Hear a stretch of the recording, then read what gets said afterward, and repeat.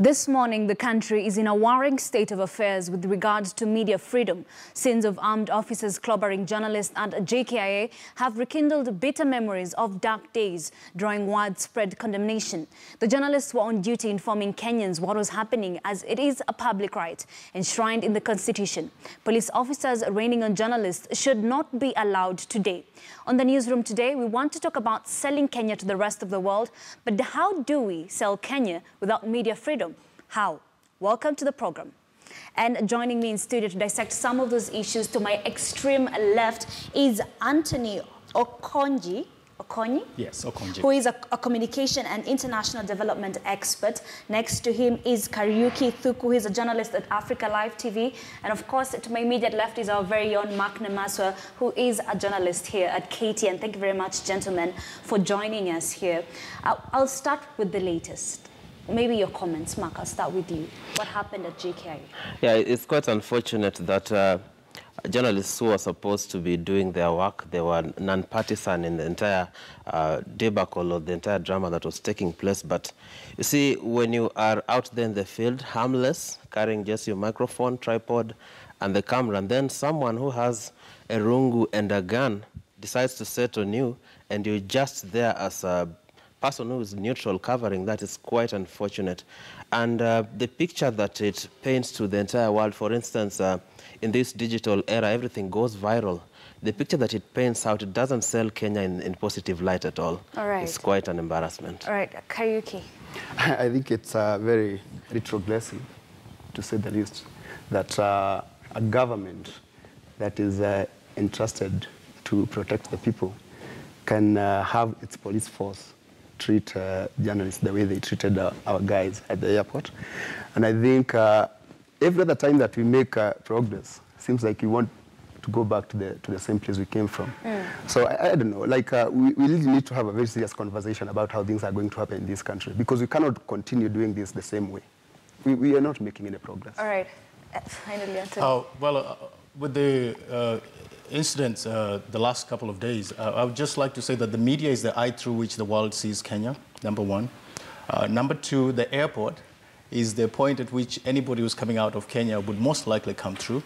And number three, politics and governance are some of the things that help people determine whether or not a country is safe enough to not just invest, but also visit or want to live in. And the last 3 days, I think, as you've heard some people saying, we've gone back a couple of years back, probably 25, 30 years back, into oppression of the media, threats and intimidation. When you have incidents like that by the airport, then tourism is definitely going to fail. And then the third thing is the context within which this was happening is that there are court orders that are not being obeyed. So everybody out there is wondering what kind of a government do we have. So if people can be afraid of government, it does not obey court orders or the rule of law, then that's a lawless country. All right, and of course, several people have come up condemning what has happened, the harassment. Even the Media Council, we've seen Court Secretary General Francis Atwoli just now. But then there's a difference between condemning and acting on it. You know, what can be done? Now, in my opinion, we have the faces. The faces went viral. We had the entire incident covered on live TV, and we had the faces. And I've seen screenshots of the faces of the active actors in that debacle, the police officers that were involved. We have those faces. Why don't we see those people brought to book? Because just brings us back to where we were in January, mid-January, when we had the police service ignoring summonses to appear in court. And then you go to cover a function, you see the Chief Justice seated next to the Inspector General of Police, and they're smiling at each other, and then you wonder, what is this? Yeah. Now, it's just an extension of that, but we need to see action taken upon those faces that we have seen their screenshots and their footage.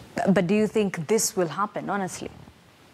No, but you see, what I think personally, the media will have to initiate our debate. Because we cannot always, like, even wait for the Chief Justice and the police to do everything. Sometimes I think we also sometimes tend to forget so fast. I was telling some of my colleagues at my company that if I was the news manager or rather the bosses in some of these TV stations. I would have been to court yesterday morning because this thing must stop. And you see, the moment we talk about it on our news items and then we keep quiet, we are not helping ourselves. Why are we not following up these cases? Why are we letting our journalists get mistreated all the time? Because this has been happening all the time. Why don't we initiate a debate and push through to the police first? Because we are the voice. We are saying that we are the voice of the people. And we have the people behind us. Why don't we initiate that debate and make sure that we consistently follow up with the courts and the police and everyone in government so that we can push them to where we are supposed to be. Not even where we want as media, but where civility is supposed to happen. Like we cannot have these things continue happening all the time. But these are the same people who are disobeying court orders. So then what makes us so sure if we go, then it's going to change, Anthony? Well, let me say from a media point of view, first of all, that the 8 columnists who quit, those are people who acted. Yes. They saw a need to make a difference and push for a change, and they have acted. For the media houses whose journalists and reporters were harassed or intimidated for whatever reason, I think the institution will have a very good case. This is something that was televised, so they have proof and evidence. But we must also not forget that for the last couple of years, there has been a very thin line between the media and government. We've had a lot of people who worked in the media who are now in government, and a lot of people who work in government who have been accused of being embedded in the media. Now, the more that line thins out, the more it's the more difficult it is for the government to respect the media because they feel, government will feel like the media is dependent on them. And then there's also the question of who owns the media. I think as a country we have neglected so much of our responsibility of citizenship to politicians. We've neglected it. We expect that politicians will act on our behalf. We expect that politicians will protest on our behalf. And I've actually even seen times when the media has been at loggerheads with government and they still expect that politicians and members of parliament will speak on their behalf. And I think that sometimes the freedoms that you get should not be coming from push that is outside of your territory. If the media wants the freedom, the media can fight for the freedom. And how does the media fight for the freedom? Is to ensure that they're very independent of government and not reliant on the government. All right, Kenya has been ranked next to Afghanistan, Iraq. At this rate, is it sellable to the rest of the world, Mark? Now, looking at what we're witnessing in Kenya concerning media freedom and how journalists are increasingly finding their spaces crowded or squeezed, it's a question of show me your friends and I'll tell you who you are. Our neighbors, Ethiopia, Uganda, Tanzania, we've been running in circles, and there's something we call the law of averages. Kenya had been hailed in the past for being one of the countries that paragons of democracy as well as media freedom. But lately, let's say in the last 6 or so years, these freedoms have been clawed back.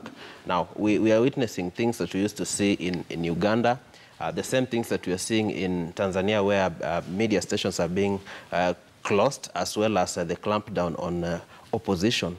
It's a trend that the law of averages is working against Kenya. It used to be on top.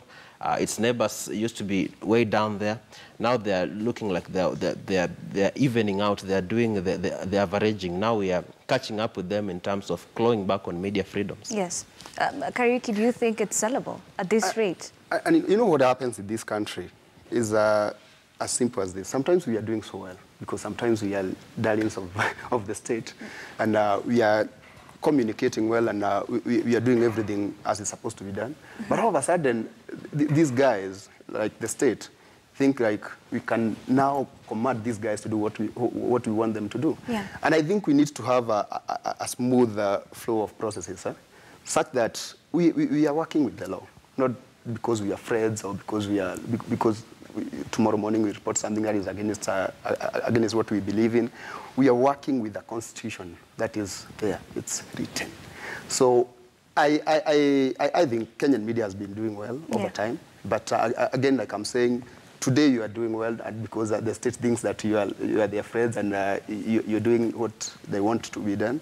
Then tomorrow morning, Miguna is in the country and they batter you like nobody's business.